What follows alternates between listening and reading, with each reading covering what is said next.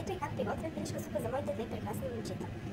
Първо в тенджера си задушавам лук, морков и тиквичка с малко олио и зехтин. Всички знаем, че когато две маслини са смесени или повече от две или повече от една, всичко става по-вкусно. Задушавам ги добре, докато зеленчуците не омекнат толкова, колкото на мен се иска. След това се добави пилешкото месо, размахвам добре и задушавам готово за около 30 секунди.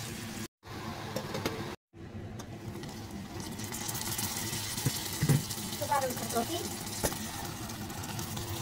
и отново задушавам за около 2 минути. След това си добавям една супена лъжица зеленчукова добавка.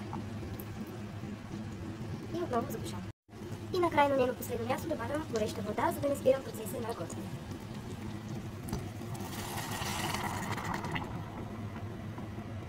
Разпърквам добре и оставям докато картофа се свари напълно.